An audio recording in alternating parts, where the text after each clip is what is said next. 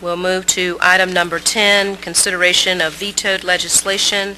We have one piece of vetoed legislation, 08-R-0087, which can be found on page 3 of your agenda, item number 10.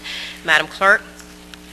Dear President Borders and members of council, I hereby return with my veto Resolution 08-R-0087.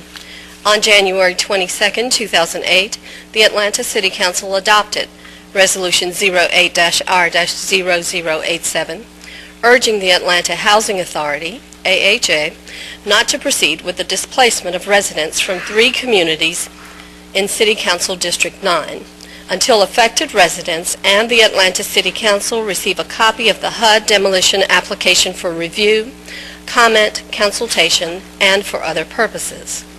I support a transparent process, and the City Attorney has opined, copy attached, that the City of Atlanta has legally followed HUD guidelines as related to me as CEO of the City, affixing my signature to the documentation.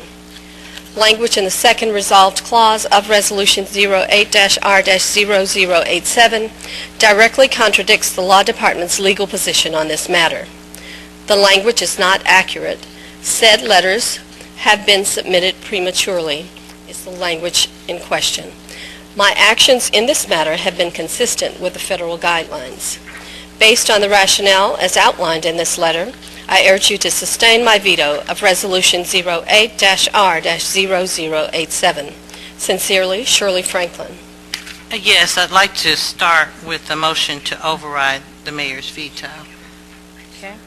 I have a motion and a proper second to override the veto. Further questions or discussion, Ms. Moore? Yes, I would like to discuss it.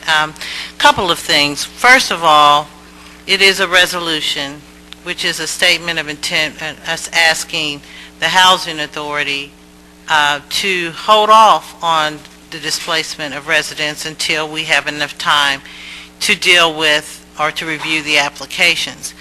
And in half dealing with the other issue, we did get some movement, I would say, from the Housing Authority on that. So I would ask that we override this veto. And I would let you all know this too, because you see some of the same people who come down here to speak on this issue. And I'm very clear. It's the people who live in public housing, the people who advocate on behalf of the public housing residents. I just want my colleagues to be clear that they're not the only ones who contact me as a council member about this issue.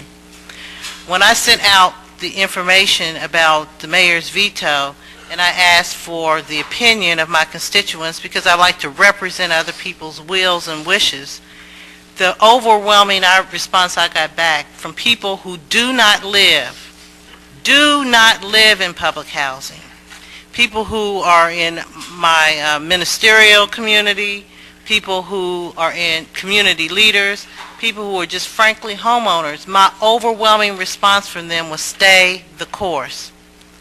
To stay the course, to override the veto. Well, you can't. This is not a time for public comment. You can't make public comment. But again, I mean, a shake or a nod was all I wanted. So I understand. I was speaking to the other people in the audience. I hear you, Madam Mr. Mitchell. President. And so I don't need a comment. I guess I've... Questions or further discussion from the body? I have a motion to override and a proper second. Madam Clerk, we are ready for the vote. Again, this is item 08-R-0087. The motion is to override the mayor's veto. We are ready for the vote. This vote requires a supermajority of 10 members. The vote is open.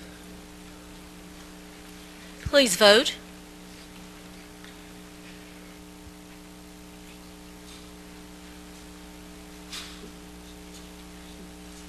The vote is closed.